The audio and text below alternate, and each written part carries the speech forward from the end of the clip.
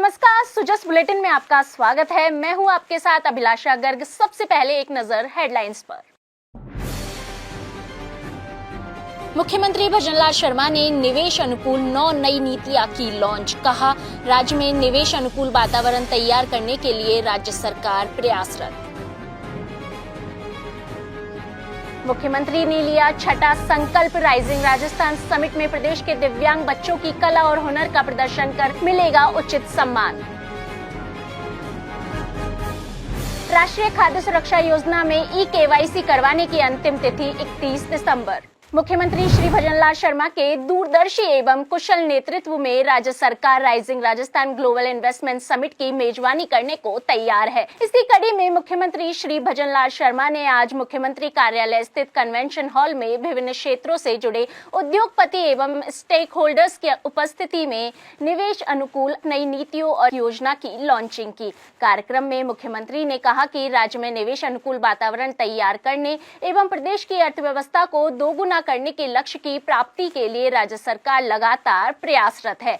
आपको बता दें कि प्रदेश के सर्वांगीण विकास को गति प्रदान करने के लिए राजस्थान एमएसएमई नीति 2024, राजस्थान निर्यात संवर्धन नीति, राजस्थान एक जिला एक उत्पाद नीति 2024, एकीकृत क्लस्टर विकास योजना, राजस्थान एवीजीसी एंड एक्सआर नीति 2024, राजस्थान पर्यटन इकाई नीति 2024, राजस्थान एकीकृत स्वच्छ ऊर्जा नीति 2024, राजस्थान खनिज नीति 2024 और राजस्थान एमसैंड नीति 2024 का हाल ही हुई राज्य मंत्रिमंडल की बैठक में अनुमोदन किया गया। प्रदेश की आर्थिक प्रगति, रोजगार सृजन और सामाजिक समृद्धि सुनिश्चित करने के लिए तैयार की गई ये नीतियां rising Rajasthan global investment summit में आने वाले निवेश के परिपक्व होने का मजबूत आधार बनेगी।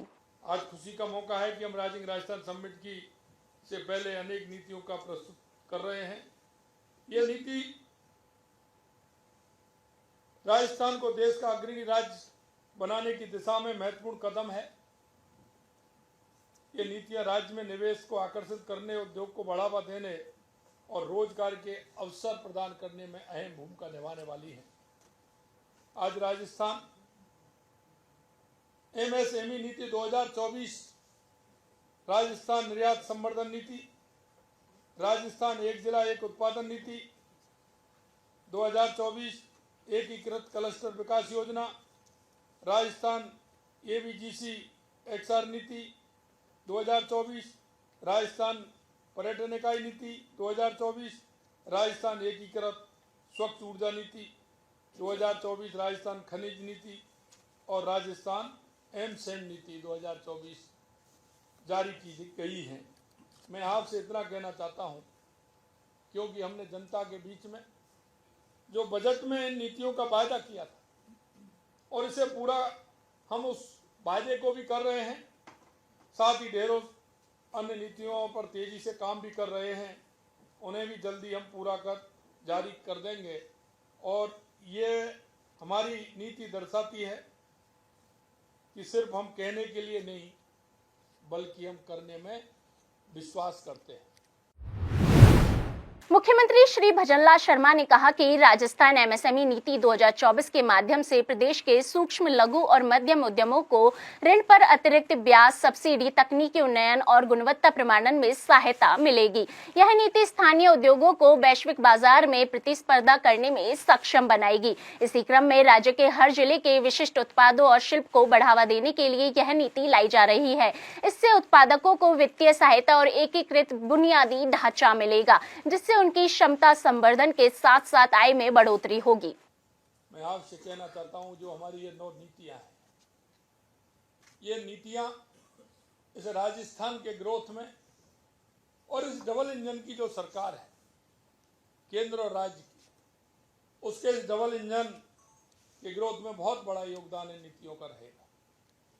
जैसा मैंने पहले कहा कि नीतियां सरल हों, सुलभ हों, क्योंकि जो सुझाव आए और हमने उन सुझावों को देखा, कई सुझाव आए थे जो हेतु थे उनमें, क्योंकि कई लोग सुझाव देते हैं, उनको वो परेशानी आती है, उसको वो सुझाव के रूप में मानते हैं। लेकिन मैं धन्यवाद देना चाहता हूँ, कई लोगों ने बहुत अच्छे सुझाव दिए, ऐसे सुझाव दिए जो आने वाले व्यक्ति को भी फायदा हो और राज्य को भी फायदा हो और उसका फायदा राज्य की जनता को भी मिले। निश्चित रूप से उनको भी मैं धन्यवाद देना चाहता हूं। ये नीति हमारे राज्य के लिए न केवल एक रोड मैप है, बल्कि rising Rajasthan global investment summit में आने वाले निवेश को बढ़ोतरी का महत्वपूर्ण आधार भी है और इन नीतियों से हम निवेशकों को एक स्थिर, पारदर्शी और समर्थ वातावरण प्रदान करने का संकल्प भी लेते हैं। राजस्थान को विश्व में निवेश का प्रमुख केंद्र बनाने के लिए मुख्यमंत्री भजनलाल शर्मा के नेतृत्व में राज्य सरकार आगामी 9 से 11 दिसंबर को राजधानी जयपुर में rising Rajasthan global investment summit का ऐतिहासिक आयोजन करने जा रही है। इसी कड़ी में उन्होंने मंगलवार को छठा संकल्प लिया कि राइजिंग राजस्थान समिट में प्रदेश के दिव्यांग बच्चों की कला और उनकी कुशलता को उचित सम्मान मिलेगा और उनके हुनर का प्रदर्शन इस समिट का प्रमुख आकर्षण बनेगा। आपको बता दें कि इस आयोजन को सार्थक बनाने और एक विशिष्ट पहचान दिलाने के लिए मुख्यमंत्री श्री शर्मा ने 10 दिन तक रोज एक नया संकल्प लेने की पहल की है। मुख्यमंत्री ने कहा कि दिव्यांग बच्चों की प्रतिभा को निखरने का पर्याप्त अवसर मिले और वो भी अपने जीवन में कौशल और योग्यता से श्रेष्ठ मुकाम हासिल कर अन्य लोगों के लिए प्रेरणा पुंज बन सकते हैं। श्री शर्मा ने कहा कि पेरिस में आयोजित पैरालंपिक खेलों में राजस्थान की अवनीलेख राम, मोना अग्रवाल तथा सुंदर गुर्जर जैसे युवाओं ने पदक जीतकर राज्य और देश का गौरव बढ़ाया है। उन्होंने कहा कि राज्य सरकार दिव्यांगजन को तरक्की और आगे बढ़ने के समान अवसर उपलब्ध कराकर उनके कल्याण के लिए सतत प्रयत्नशील है। पशुपालन, गोपालन और डेयरी मंत्री जोराराम कुमावत ने शासन सचिवालय में बजट घोषणा की क्रियान्विति की समीक्षा बैठक ली। इस दौरान श्री कुमावत ने पशुपालन, गोपालन और डेयरी विभाग की बजट घोषणा की क्रियान्विति की समीक्षा की और आगामी बजट घोषणा पत्र में शामिल किए जाने वाले बिंदुओं पर विस्तार से चर्चा की। बैठक में श्री कुमावत ने कहा कि मुख्यमंत्री के नेतृत्व में राज्य सरकार के 1 वर्ष के कार्यकाल के दौरान सभी विभागों द्वारा किए गए महत्वपूर्ण कार्यों का प्रचार प्रसार किया जाना चाहिए ताकि लाभार्थियों तक समय पर सही सूचना पहुंच सके। उन्होंने विभागों के कार्यों की प्रगति पर संतोष व्यक्त करते हुए कहा कि बजट घोषणा के अधिकतर कार्य हम पूरे कर चुके हैं। यह अच्छी बात है। बचे हुए कार्यों को भी जल्द से जल्द पूरा करने का लक्ष्य हमें लेकर चलना होगा। उन्होंने जिलों में आयोजित होने वाले पशु मेलों के अधिकाधिक प्रचार प्रसार पर जोर दिया और निर्देश दिया कि सरकार और विभाग के कार्यों और उपलब्धियों का प्रदर्शन भी इन मेलों में होना चाहिए। ये मेले विभाग के आयोजन के रूप में दिखने चाहिए। मोबाइल वेटरनिटी यूनिट के संचालन पर चर्चा करते हुए पशुपालन मंत्री ने कहा कि इनकी सतत मॉनिटरिंग बहुत आवश्यक है। इसके लिए प्रतिदिन इनके वीडियो मंगवाने का प्रयास किया जाए। शासन सचिव डॉक्टर समित शर्मा ने जियोटेक की मदद से टाइम स्पैन और लाइव लोकेशन मंगाने का सुझाव दिया।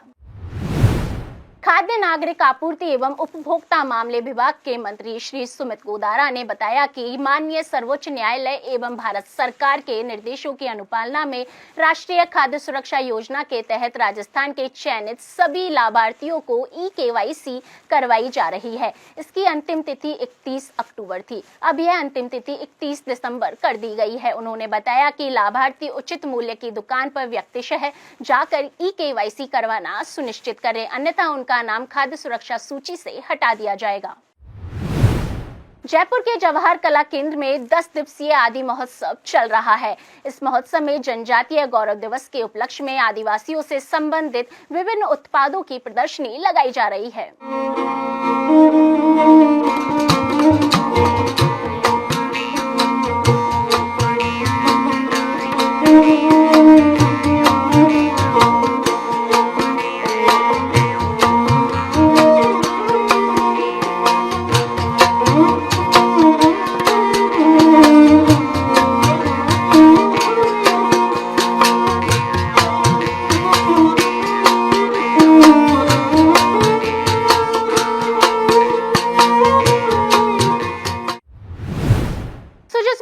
फिलहाल के लिए इतना ही। फिर होगी आपसे मुलाकात। तब तक के लिए नमस्कार।